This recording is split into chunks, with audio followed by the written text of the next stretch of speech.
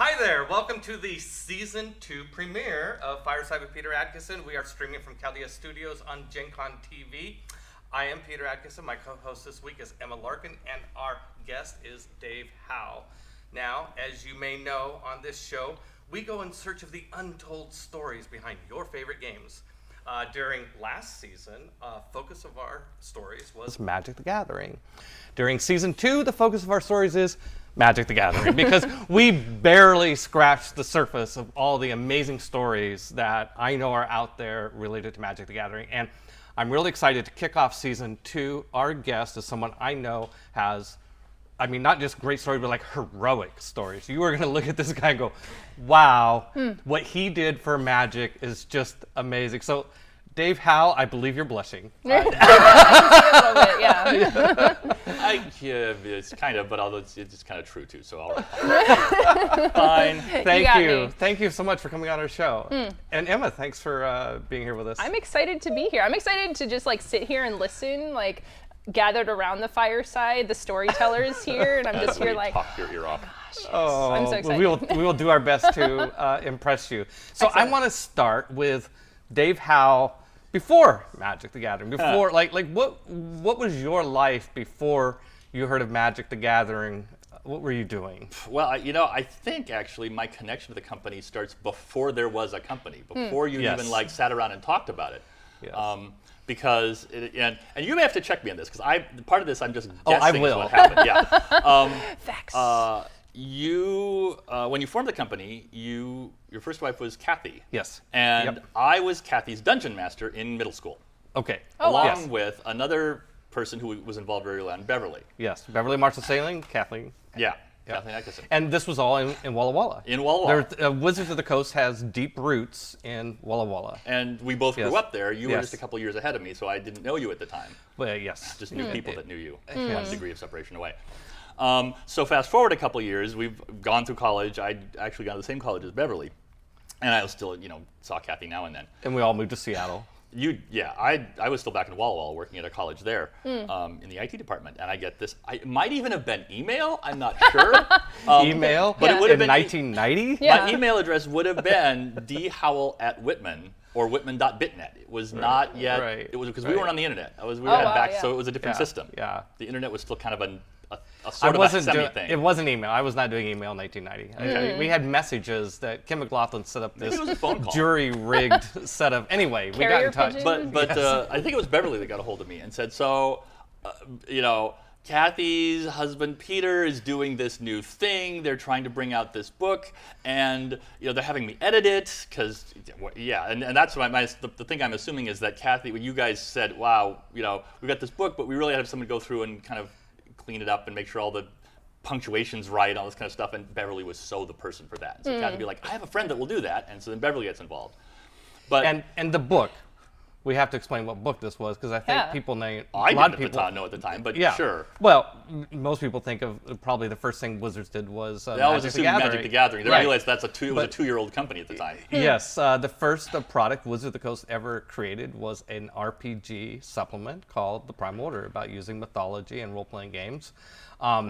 It was written by a whole bunch of us together, and ultimately including you, which I think is where your story is going. Which is where I'm going. So it's we've got this thing we're working. I'm like, and she knew that I knew because I was her DM that I'd done role playing. It's like, would you be willing to? We figured we should send some chapters out for people to look over. Would you read a chapter? I'm like, sure. So I get this chapter, I read it over, I send notes back, and then they're like, well, we still have one that we haven't found anyone for, and you got back faster than anyone else. Do you want another chapter? Sure. I think the second chapter I got was the one on planes, and so I'm like, okay, well, here are some things I would change, but I think here's a whole new aspect to it, and I introduced this meta plane idea. You can read the book if you want, if you really care.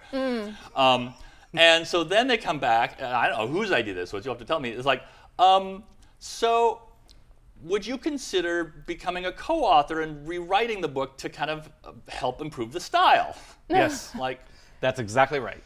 Okay. So in fact, when the book finally came out, it was by Peter Adkison, and there were 3 names, and I was one of those, and then there were 3 other people who had contributed small amounts. It was a team effort. There was 7 people listed, but it was by and with. None of us had written a book before. Right. None of us really.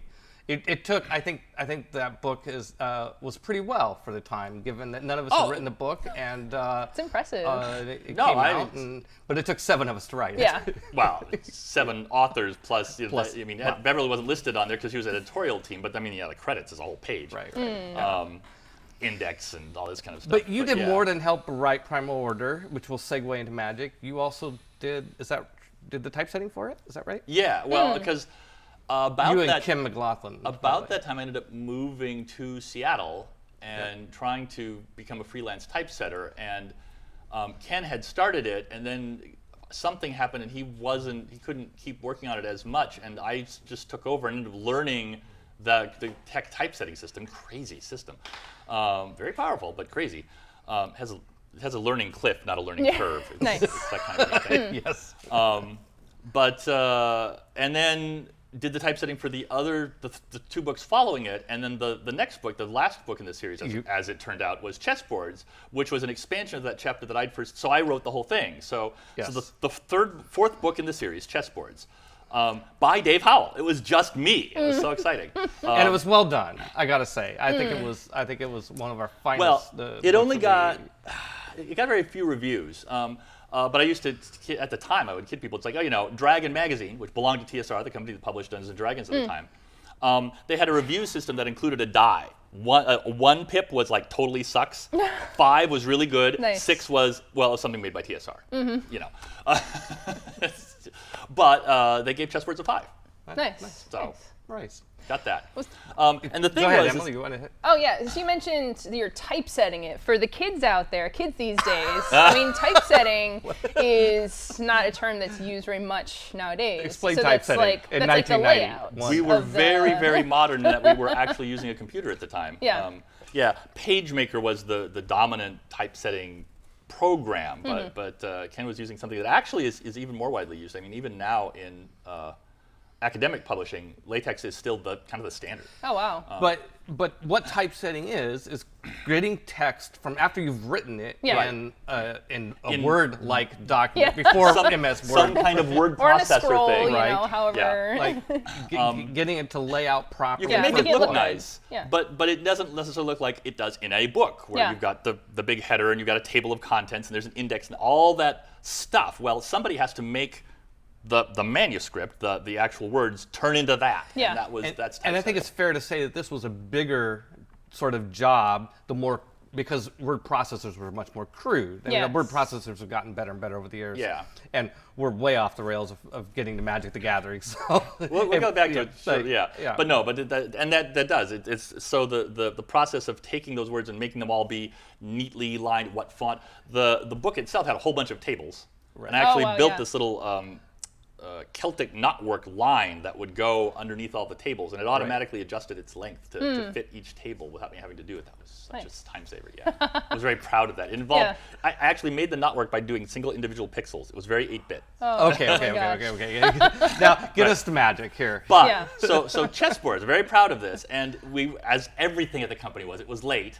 So we didn't have it printed in time to get back to us before we went to Gen Con in '93. So White Wolf picked it up for us, and I'm like, we're going to go to Gen Con, and I'm going to see my book for the first time. And when I get there, it's there, and nobody cares. Nobody cared at all that Chessboards had come out, because we'd introduced this other product at the same Gen Con that was just a bit more interesting. Magic the Gathering. Magic the Gathering. So I'm like, yeah, my book came out, and we did this other thing, and But you helped us with Magic the Gathering, so let's talk about that. I did, yes. As a matter of fact, when I went to Gen Con, I had become an employee of the company I'd been 3 weeks. Okay. Oh wow. I mean, before that, I'd started working for the company as a contract employee, so I was getting paid hourly. You were actually very mad at me when we were doing TPO. That one day, it's like the deadline was coming up, and I ended up sleeping at the company on the couch and getting up typesetting. Someone would bring me food. I would go back. Oh my gosh. I had to keep a timesheet. 94.5 hours in 1 week. Woo. You were mad at me because that was more than you'd ever spent at Boeing by a small margin. Right. I think my record at Boeing was 94 hours. Yeah. I didn't realize that, so you were mad at me for that. It's not a competition. But Not anymore. But 6 months before that Gen Con was when we were really working on Magic the Gathering. Yes. So it was the spring, and you guys had roped me in for that because it's like, oh, Dave has a minor in publishing and printing. We know he does typesetting, and this is a full color job. This was a totally different scale than a role-playing book. It's black and white. We're talking about printing the Magic the Gathering cards 300 on cards. big sheets. I think a lot of Magic players understand this. Yeah. That Magic cards were 3 sheets: a common sheet, uncommon cards, a and rare rare. cards Yep. sheet, on 11 by 11 grid, 121. And so this is a really big grid with 121 cards, and it's in full color, etc. So that's the product. Yeah. And we're like, well, how do we Before, make you've done a as a- cover. I know what it's Yeah. supposed to look like. And the process for printing, from going from the idea of all these cards to actually printing it, Card of Monday, required. Well, I'm amazed. Some of this I didn't. I was like, oh, here's the company we're using. Right. I'm still amazed that you found a company that could handle what was at the time the completely off-the-wall random idea of every box containing a different mixture of cards. Yes. What the blank? Right. Yeah. Yeah. Yeah. So you found a company that could actually do that. With I'm that like, company that's being Card of Monday, which is Okay. based in Belgium. Yeah. Yeah. There's a great story behind all that, but not for today. Yeah. But the other thing is that doing 302 cards was monumental. I mean, I think if you and or we had understood just how big it was, we probably wouldn't have tried it. Because for one thing, once all the artwork, 300 pieces of artwork had to be commissioned. Right. In those days, this was all. I think hardly any of those pieces were electronic. None of them. I think It was all on pieces of paper. like oil Yeah. or watercolor or acrylic, all on Yeah, about- a painting, an Yeah. actual painting. Yeah. Yay big, about like Yes, half a sheet 5 of by paper. 7. They got bigger later, but at the time they were fairly Right. small. Right. And then they were all, the art director Jesper scanned them on the flatbed scanner and put them in, and then we had to put them in the framework. And so we had all these graphic files of the artwork and the background of each card. And then there was the type, which was a different matter. And this was being put together in a program called Freehand. It's now Freehand isn't around anymore, but Illustrator was its competition. Freehand was actually ahead of Illustrator at the time. yeah. And that was made by a company called Aldus, which was also based in Seattle. Adobe, who did Illustrator, they were in San Francisco, although they had a Seattle office. This is important later. But Freehand, so we're putting these card backgrounds down with the artwork in Freehand, and then we would put the type over the top, and just doing that, in Card of Monday, we would have to send them film that they could then use to photographically etch the plates to Right. print the cards. But you can't, there was no machine that could make a piece of film that big, and they didn't want a piece of film that I big. just want to be really clear on this, because a lot of people, I think, wouldn't understand this in this day and age. It wasn't just a matter of having a digital version of what these cards look like and emailing it or putting it on a Yeah, server no. and Yeah. sending it to a printer.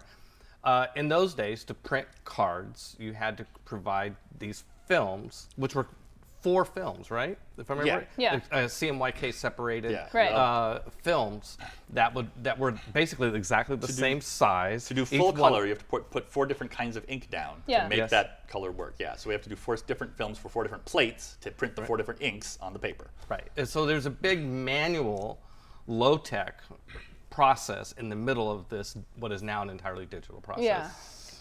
There's still a lot of companies that do it this way. I mean, it has become more digital. But, Okay. but at the time, this was still. I mean, there were much less technological ways than the way we were doing it. We did have computers involved, thank God, but. And because the film was so big, they didn't want a piece of film this big because it wouldn't lay down flat when they did the plate. They wanted pieces. So we had to chop it into 4 chunks, which was good because there was no machine that could make a piece of film that big. And in fact, the largest chunk we were doing, which was 6 cards across and 6 cards down, was 1/8 of an inch less than the maximum size that the biggest machine could do. Oh, jeez. Yeah. It was for those of you who love this geeky stuff, a CompuGraphic Agfa Select Set 9600. Love it. And so that was the one machine CompuGraphic made that was big enough that it would make a piece of film that was that wide, so we could do that. To a quarter of Yeah. the So there were a bunch of other machines out there made And- by other companies and- that couldn't do it. and- this was a big deal. We had to find someone who had the right machine. And what you got embroiled in was the typesetting of the text to lay over the cards, right? Because even doing the 6x6 Right. with that many pieces of artwork at high resolution, and then the type over it, the computer, our Quadra 840 AV with a 68040 processor, and I don't remember how much memory, but it was a lot at the time. It was really cool. Could barely move. I mean, it was like you tried to type something, then you had to wait.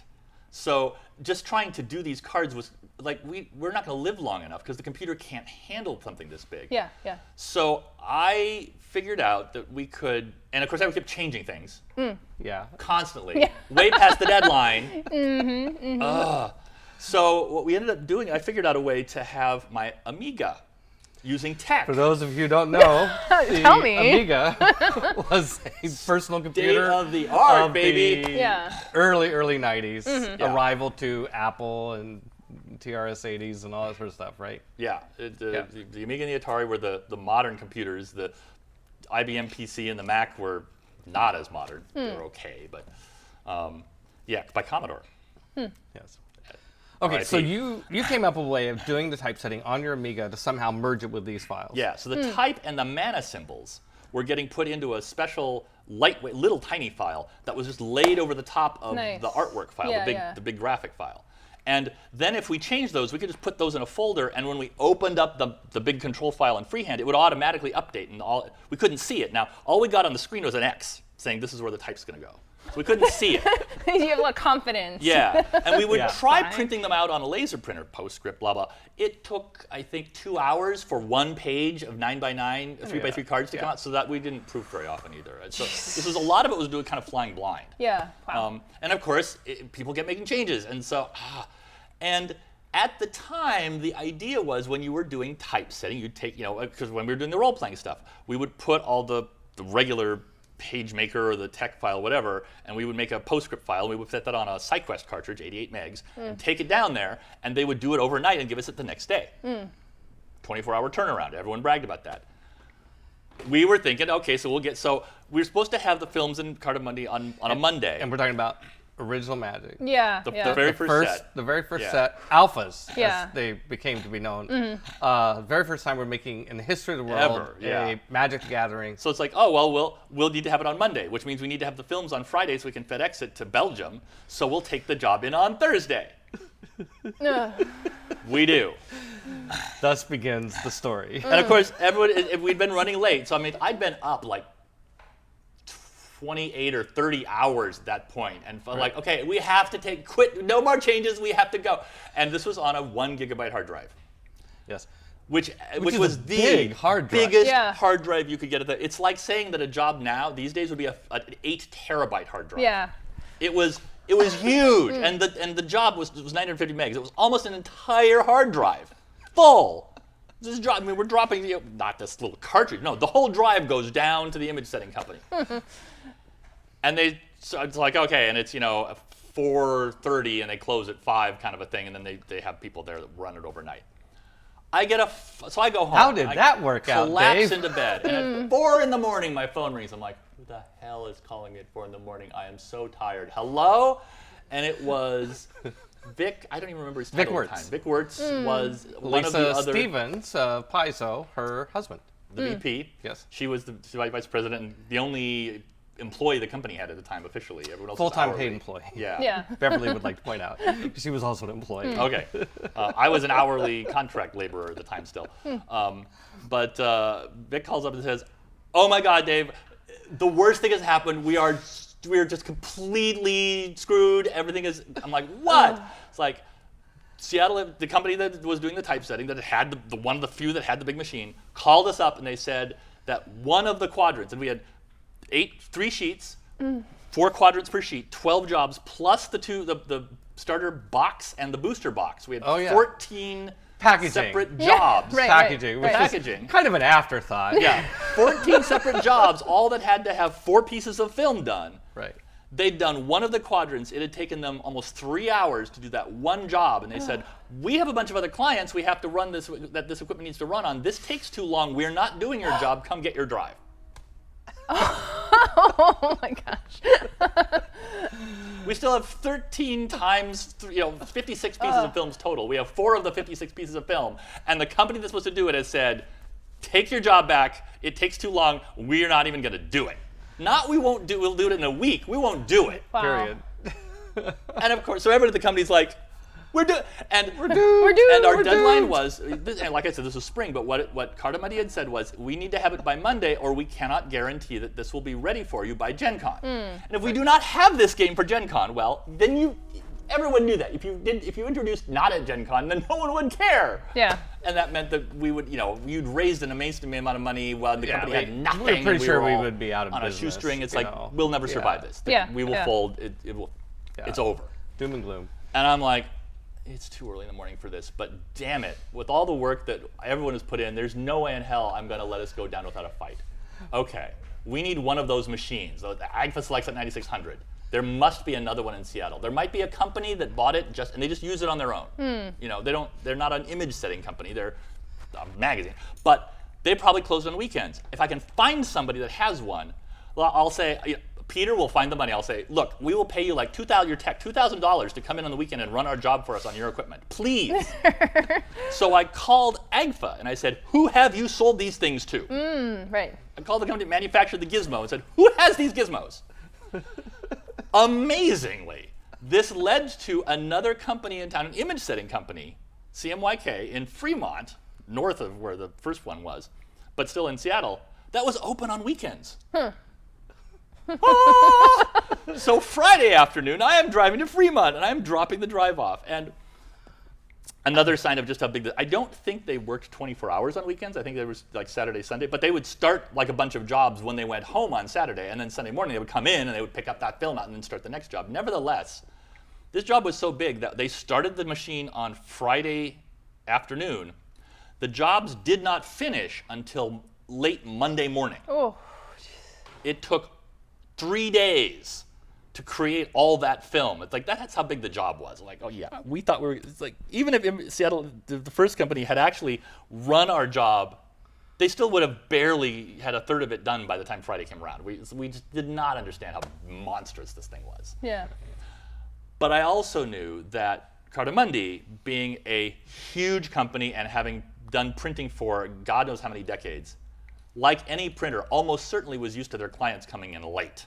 Like, if they did not build in at least a week of slack in their schedule, I'll eat my hat. Yeah. And they did. I mean, the fact that we got it to them 2 days, just 2 days late. Right. We shipped it Monday and it gets there on Tuesday instead of maybe 1 day late. But anyway, they had it in plenty of time. Yeah. So you didn't. There wasn't a scene where you like ran onto the plane. It's like, oh, I need to get a plane ticket to Belgium and fly there with your That's a arms full of- different That was for Arabian, I think. Okay. Yeah. Yeah, did that. there was a story, and I think it was Tom Wanderstrand. In fact, he was on our show, and I think, there was a story where somebody flew to Belgium with. It wasn't one of us though. It was a courier.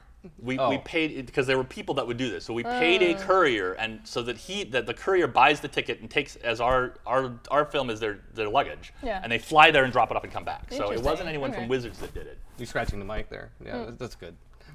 Don't worry about that. Or the wrong shirt. So we paid a courier to do it, but there was a time when we were running late, and it's like FedEx isn't fast enough. We have to make someone fly to put the cart. But it was a different job. So it got made. Yeah. It did get made. Well, I think the important thing about this is all this effort you're doing for this game is essential. Anyone who's played Magic knows the layout is essential. I mean, like the readability of the symbols and like all the information on there is crucial to being able to play the game. Yeah. So it's not something that you could hand wave or mess up. So important. Yeah. So, Oh, one of the things I want to take credit for, by the way, is the tap symbol. Okay. Because to people who have seen Alpha know that there was a weird thing about the artifacts. There were poly artifacts and mono artifacts. Yes. And mono artifacts you tapped when you used them, and poly ones you didn't.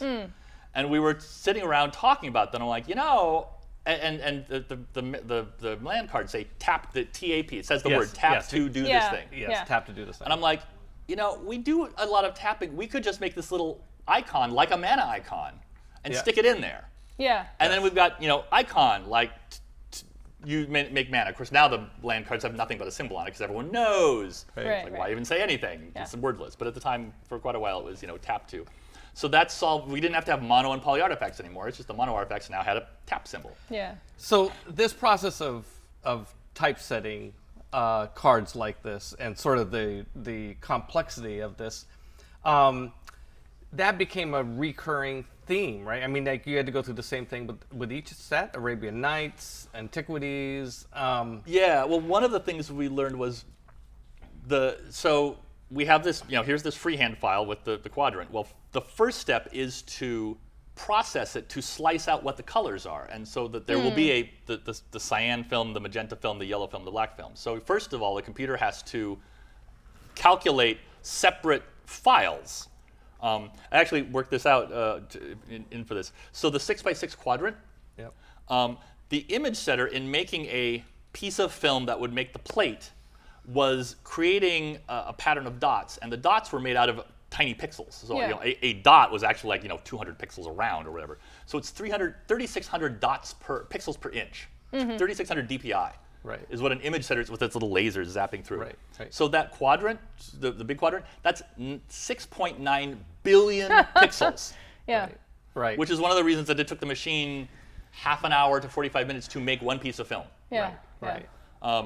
Now, is that and so it would also take about 2.5 to 3 hours to calculate what those 4 pieces of films would be from the original full color master file from freehand. Yeah. So there's 2.5 hours to get those. Then each one has to be image set at half an hour each. Now, as it happened, the machine could be image setting while the computer was thinking about the next thing, so the separations could overlap a little.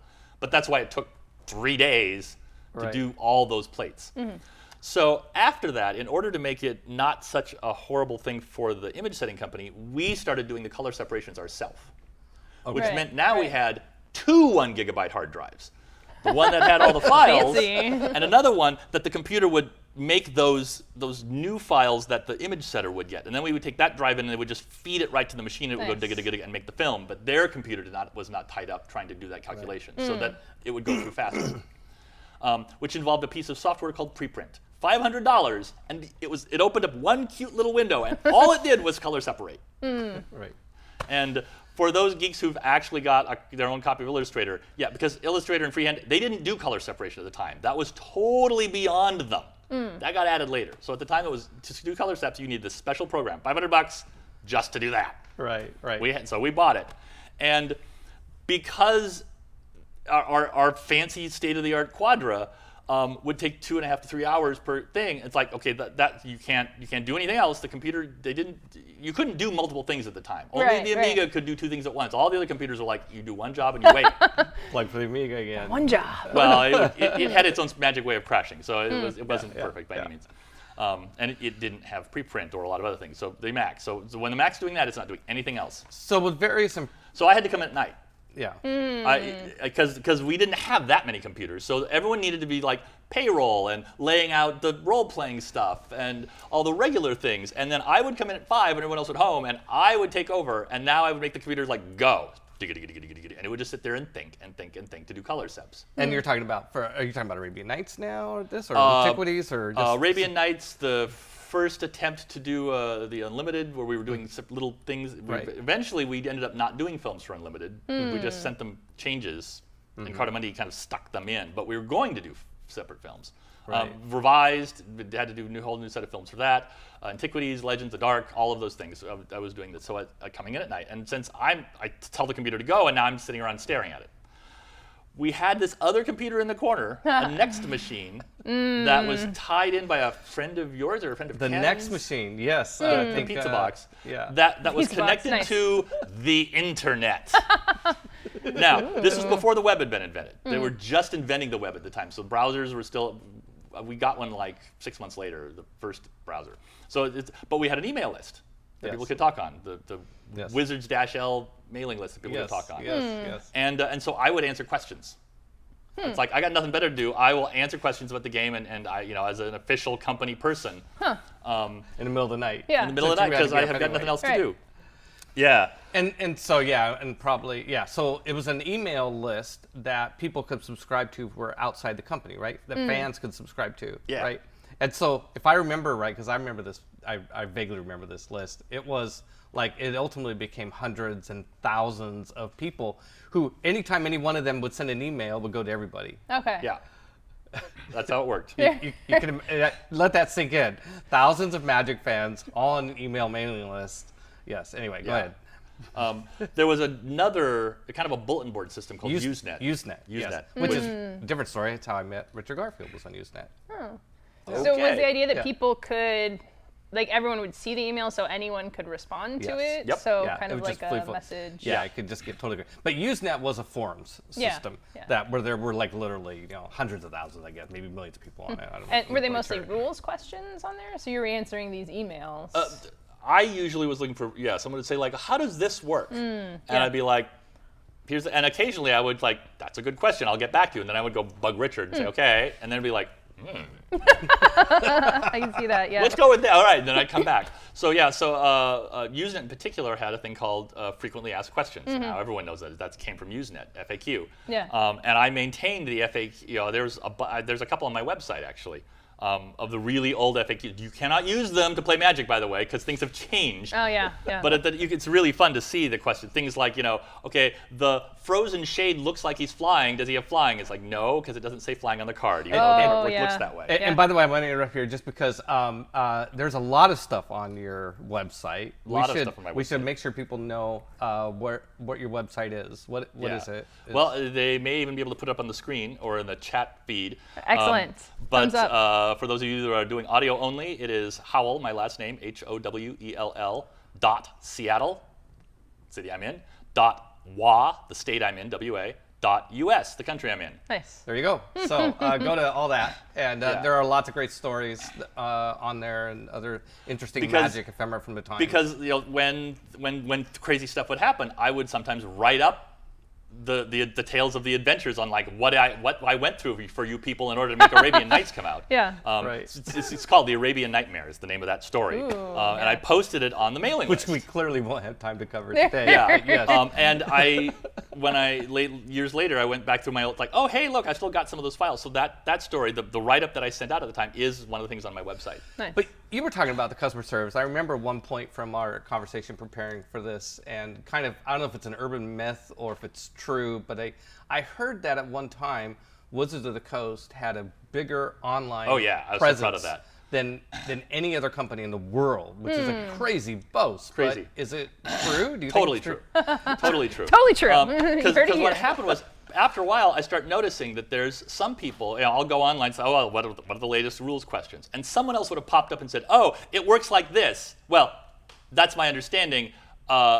Dave Howell, the official guy, might correct me. And I'd be like, nope, she got it exactly right. And so pretty soon there's this one person who's like always right there. She's getting there before I answer, and she's always spot on. Nice. Beth Morrison. Beth Morrison, yes. And so I eventually contact her and say, listen, you're so good at getting this. I think, I want to like make you, instead of you having to always go, but Dave might correct me, I'm going to make you official. I'm like, so you get to email me directly if something pops up to let me know that there's a weird question.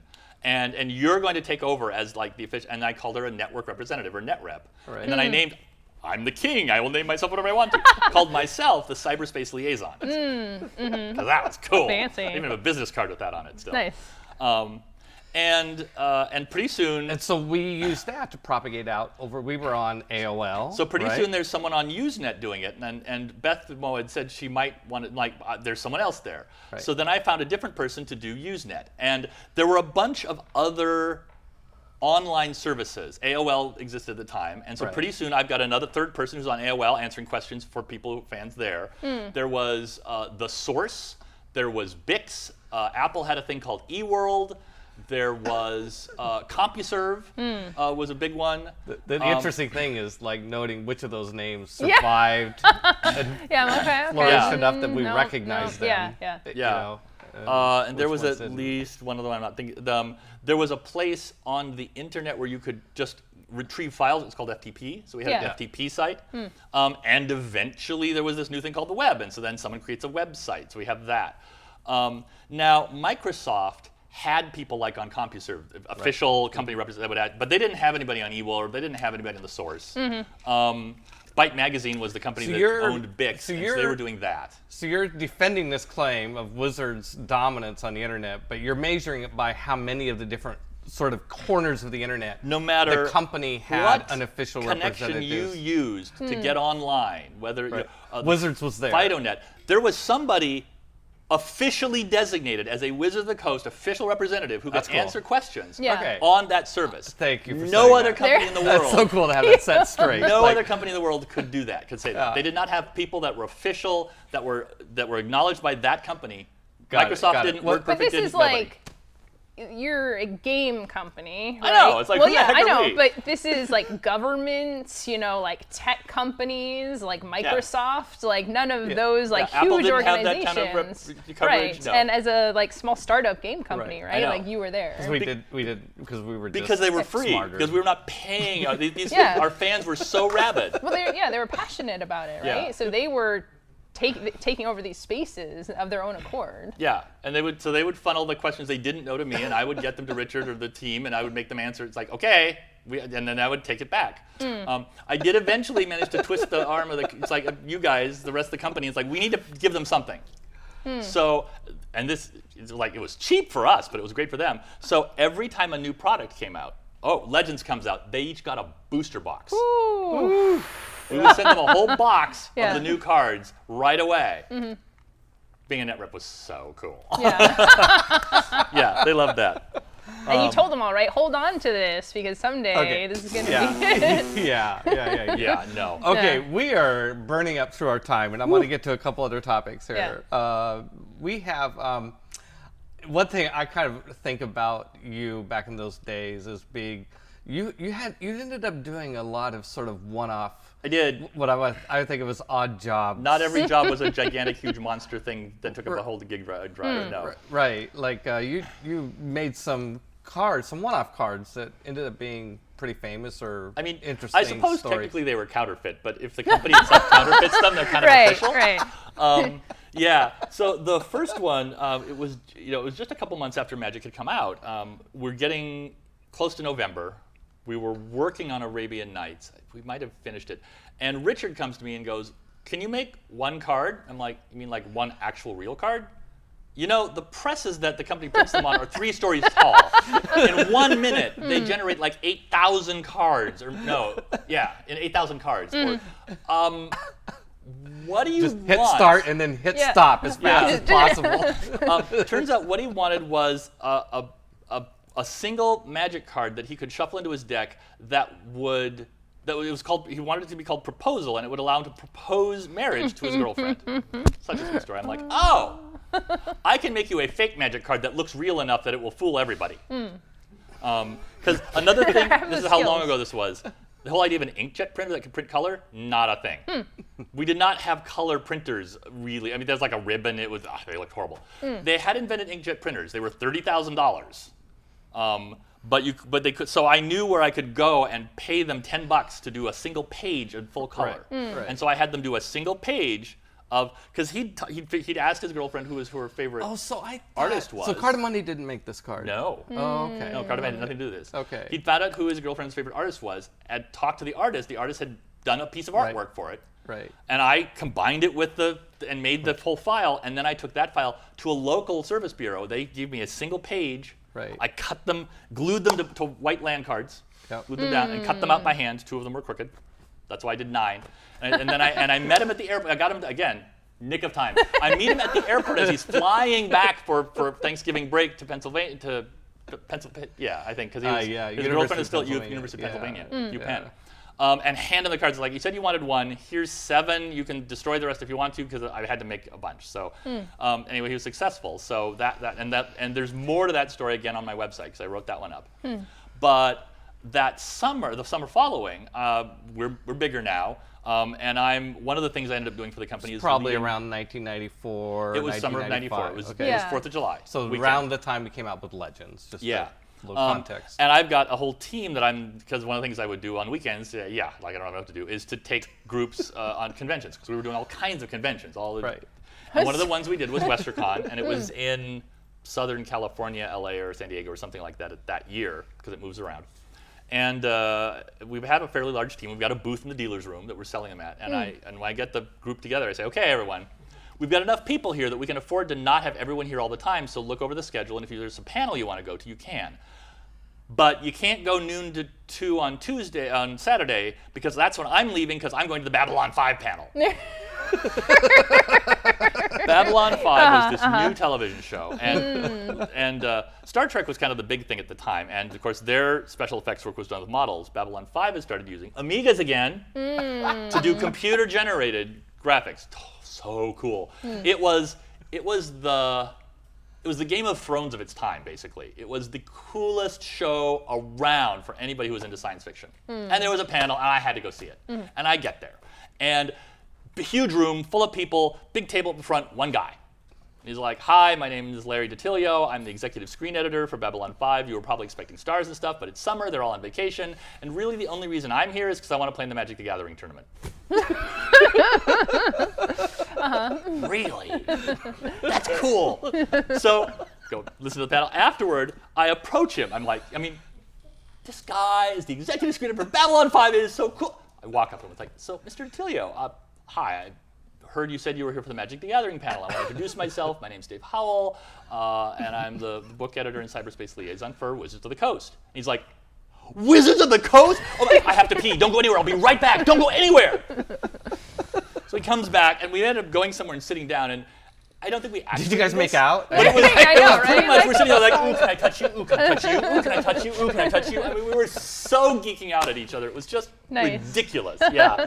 He's like, Wizards of the Coast, and I'm like, Babylon 5. So, and then he goes and says, well, listen, next time you're in the area, let me know, and we'll drop by the studio. Oh my God, I get to go visit the studio, the set of Babylon 5. That would be so cool. Yeah, I'll be sure to do that. Yeah. Now, one of the things that you have to realize is that they were on Warner's cable or channel, broadcast channel at the time. Yeah. And every year, it was one of the weird things about the show was that they said it's going to be 5 years long.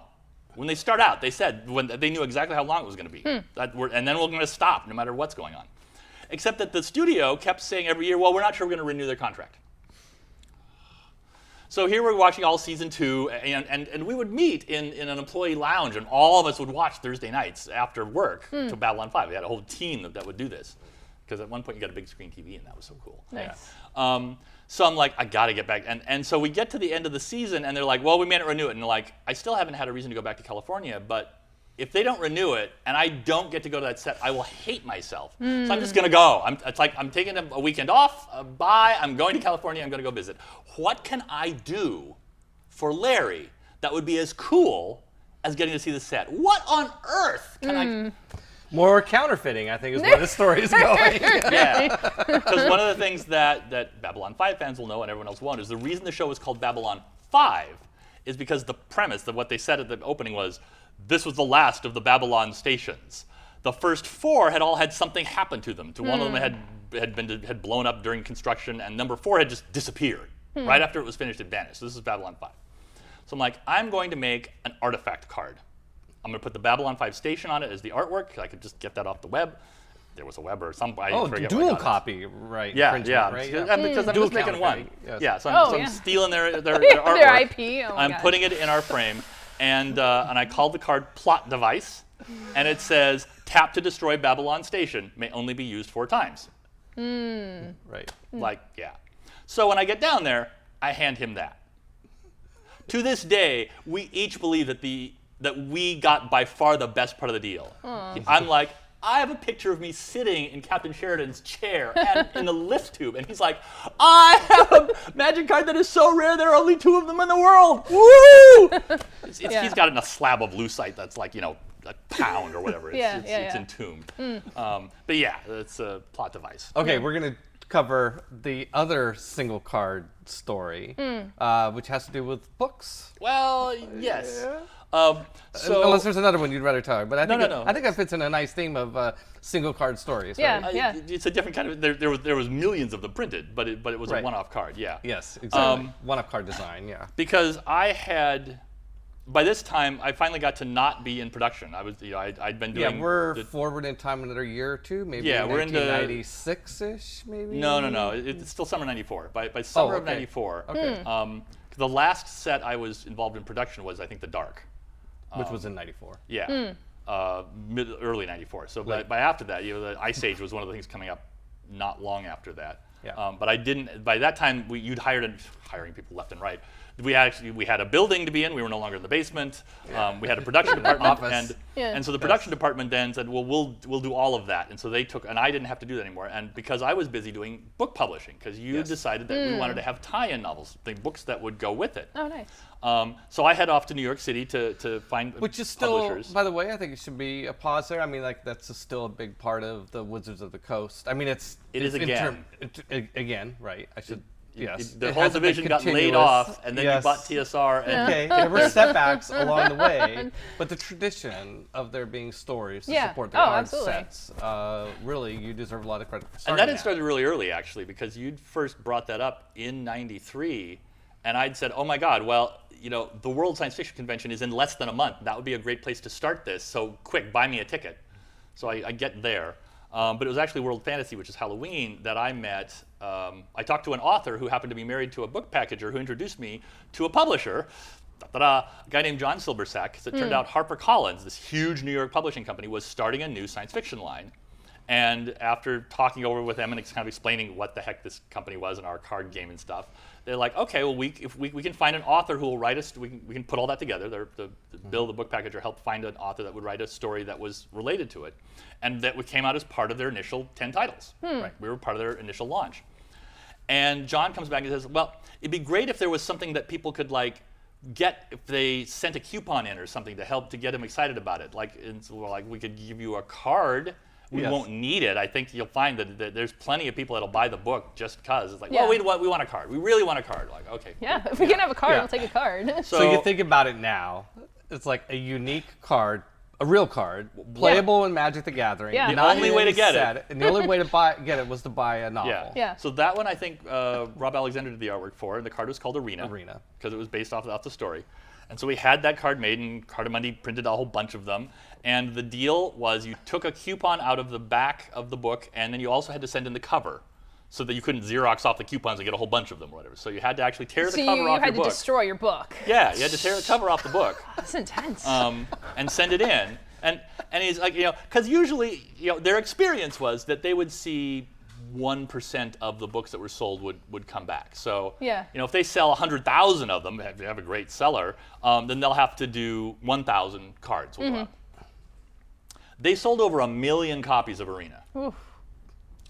And what's the redemption rate? The Better than redemption rate 1%? was, I think, around 30% or something. I mean, 6 months later, he's like, Dave, you have no idea what a huge pain this has turned into. We have 2 employees we had to hire just to handle the 3 bags of mail we get every day redeeming for those Magic cards.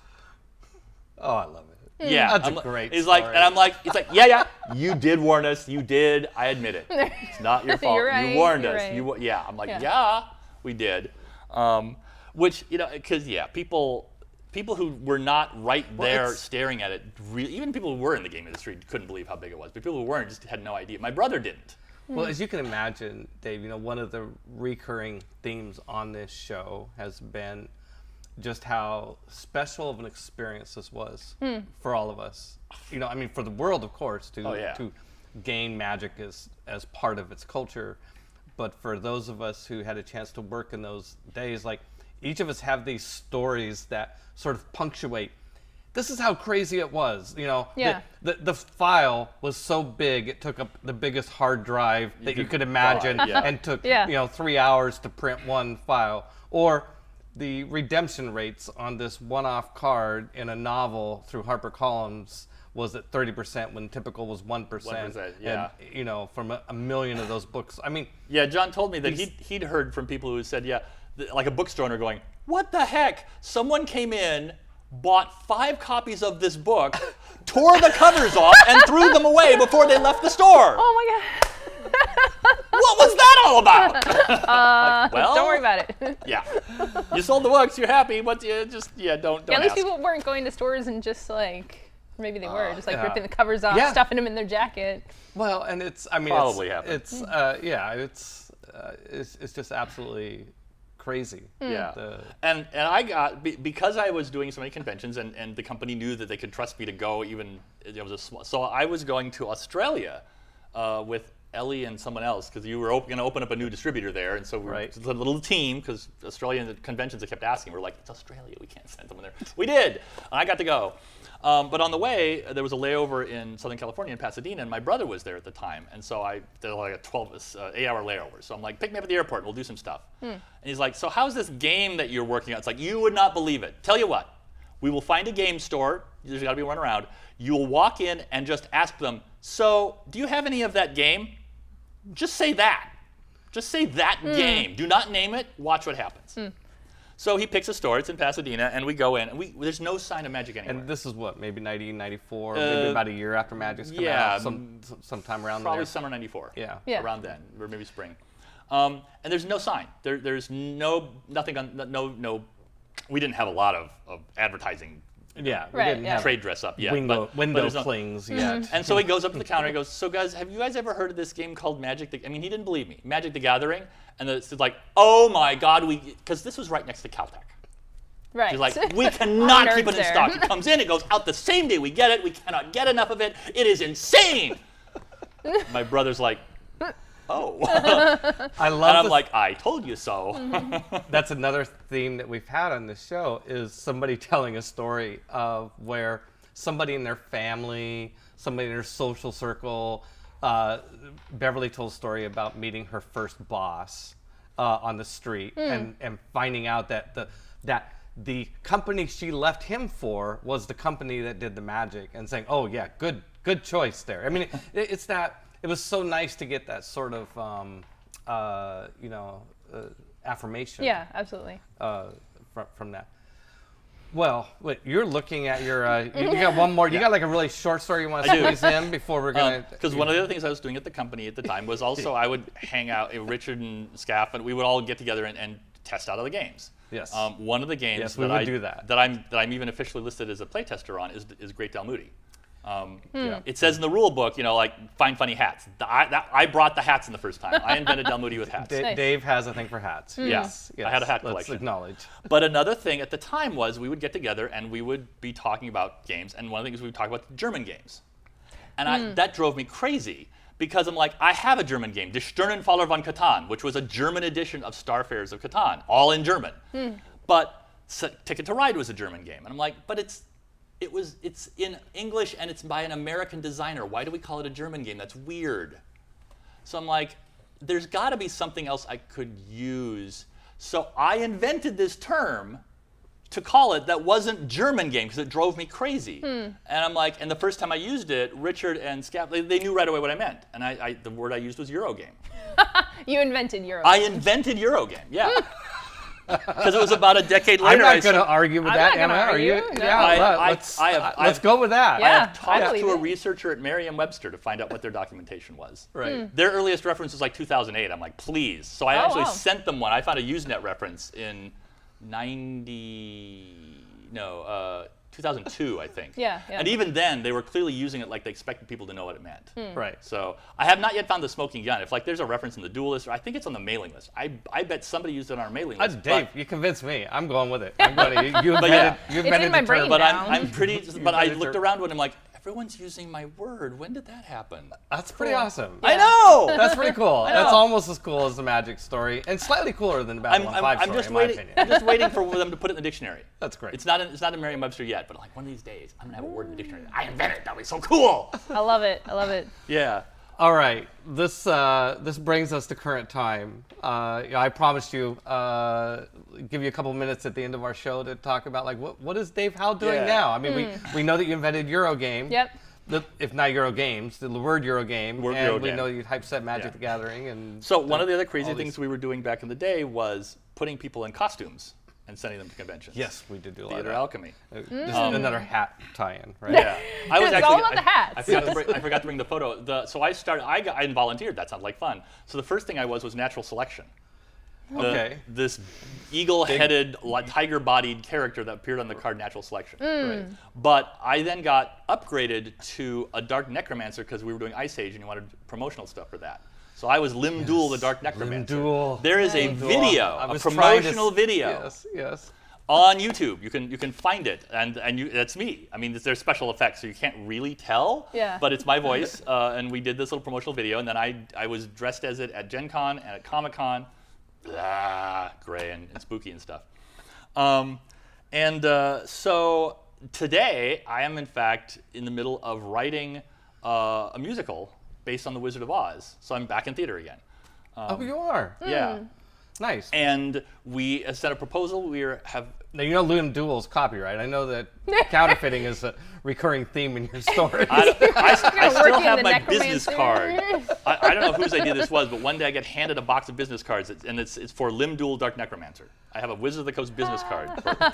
And in fact, I am going to be at the Las Vegas Grand Prix.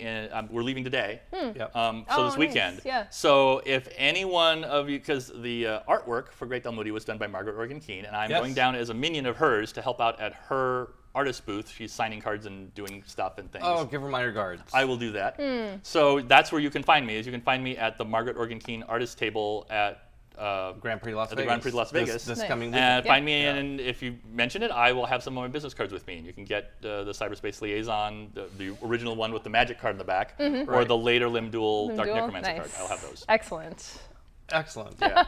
And the play that we're working on, we have good reason to believe that will actually be produced next summer at Whitman College in Walla Walla.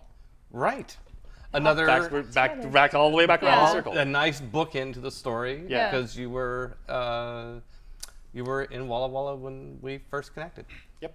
and all that Ta-da! stuff. Starting right where we ended, or ended where we Wow. started, or Wow. something like that. Circles. Excellent. You got any parting comment or question, Emma? I'm just gonna chew on this. I feel like my whole worldview has shifted with the Euro games and Yeah. everything. Yeah. I didn't even get to The tell the story necromancy. about hammering on the door Oh. of Aldous and making them fix the software. or confiscating the payroll system at Or the Yeah, payroll, yeah, the I didn't tell payroll. but the payroll Yeah. going missing because I needed it, that drive, yeah. Yeah, there were a couple of stories. You we could didn't probably get tell to. that story in 90 seconds. Right, I mean, the story was we couldn't do payroll because it was on the hard drive down at because the typesetter, right? we'd done the whole the 1 gig drive that had all the files on it. The 1 gig drive had gone down, and then we had the packaging, and I'm like, crap, the 1 gig drive's already there. We have to have this packaging out. It's late, antiquities, whatever it was. I have to use a different drive, so I grabbed the 250 meg drive, and I put the files on that and took that down and went to bed. And then again, I'm working at night, sleeping the day, and the phone rings. It's Yeah. like, Dave, what happened to payroll? I'm like, what? Oh, was that on the 250 meg drive? Well, it's at the image setters. They need it. Too bad. Talk to Peter. Click. Because I knew you'd back me up And on like that. payroll can wait. It's like, if we don't have this there won't be anything to pay payroll with, so payroll can wait a day. Yeah. yes, yes. There's more important things with that hard drive than payroll. That's how we did it. Dave, oh my gosh, this has been so much fun. Thank you. We only got through half your stories, if that. Yep. Yeah. So, well, maybe you'll come back at some Maybe point. in the future. Yeah. Yeah. Maybe we can get you to come back. Tell you about meeting George Takei. Yes, there you go. All right, well, thank you for joining us on Fireside with Peter Adkison. Thanks to my co-host, Coast. co-host Emma Larkin, and also Wizards thanks of the to co-host. with Dave Howell. It's your time to shut up now. Thank you also to Caldea Studios for being the set that we stream from, to Gen Con TV for hosting the show, and for Derek and Will and Dominic, who are behind the scenes doing all the technical stuff and making sure that we do as good a job as we can given the resources that we have here. Us, meaning. So we'll see you next week. My guest next week will be Rich Kalis. Oh, Yes, Rich Kalis, who was the first art director involved in Wizards from the very beginning, also a good friend. The week after that, well, we'll get back to you on that. Between now and then, please come and watch Brothers Murph. It's going to be on Mondays at 5 p.m. Pacific time, and also on Friday at 11 a.m. is Table Takes. Are you? Yes. And Emma will Table be on Takes. Table Takes there. Yep. Immediately following Table Takes is the recap in The new board game roundup. new board game roundup. Yep. And so there you go. That's it. That's all we have. Thanks for joining us, and we'll see you next week.